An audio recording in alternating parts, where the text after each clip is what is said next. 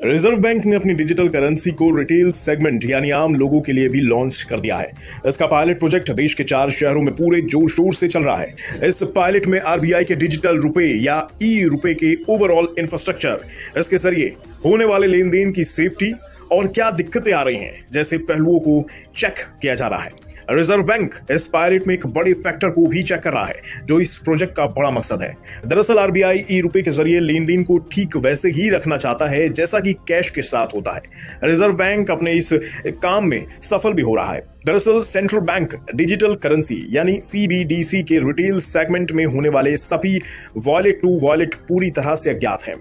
ये ट्रांजैक्शन बैंकों के कोर बैंकिंग सिस्टम में दर्ज नहीं हो रहे हैं। इसका मतलब यह है कि इस बात का पता बैंक समेत किसी को नहीं चल रहा है कि कोई एक शख्स किसी दूसरे शख्स या दुकानदार को ई रुपए के जरिए पेमेंट कर रहा है। आखिर हम जब किसी को कैश पेमेंट करते हैं तो लेन देन से जुड़ी पार्टियों को छोड़कर किसी को इस तरह के ट्रांजैक्शन का पता नहीं होता।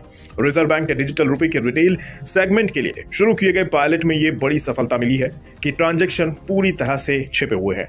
इसके फायदे क्या होंगे, चलिए जानते हैं। असल में इससे आम लोग बेफिक्र होंगे कि उनके ट्रांजैक्शन पर कोई नजर नहीं रखे हुए है और इससे लोगों का कॉन्फिडेंस और बढ़ेगा। यही फीचर डिजिटल रुपए को यूपीआई के मुकाबले भी बढ़त देता है। यूपीआई से होने वाले सभी ट्रांजैक्शन का एक रिकॉर्ड और हिस्ट्री बनती है और बैंकिंग सिस्टम में सभी ट्रांजैक्शन दर्ज होती हैं।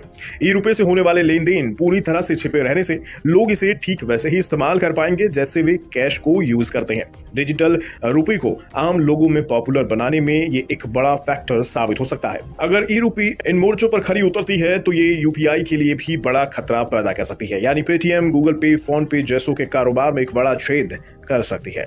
गौरतलब है कि पेटीएम जैसे पेमेंट एग्रीगेटरों का पूरा धंधा ही यूपीआई पेमेंट के भरोसे टिका हुआ है। ऐसे में ई रुपए के आने से इनका धंधा कमजोर पड़ सकता है।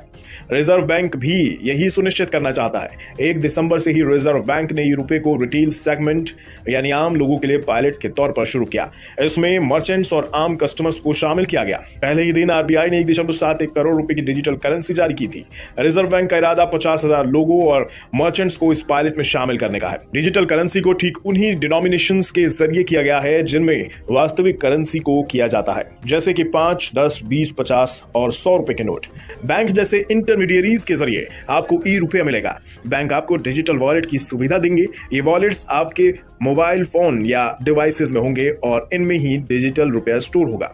ई रुपये को आप पर्सन टू पर्सन या फिर पर्सन टू मर्चेंट दोनों तरह से ट्रांजैक्शन में इस्तेमाल कर सकते हैं। अगर आप किसी दुकानदार को ई रुपये से पेमेंट करना चाहते हैं तो आपको दुकानदार के यहाँ क्यूआर कोड को स्कैन करना होगा और फिर आप ई रुपये से पेमेंट कर पाएंगे।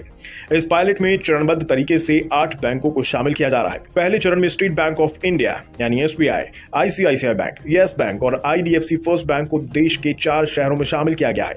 इसके बाद के चरण में bank of Baroda, union bank, HDFC bank और कोटक महिंद्रा बैंक इसमें शामिल होंगे। पहले चरण में ये पायलट मुंबई, नई दिल्ली, बेंगलुरु और भुवनेश्वर में चल रहा है।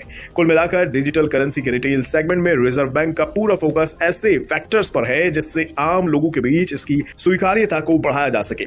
अब अगर ये लेन देन पूरी तरह से सुरक्षित और छिपे हुए हैं तो जाहिर है ई रुपए कैश का बड़ा विकल्प साबित हो सकता है और यूपीआई के लिए भी ये एक बड़ा खतरा होगा।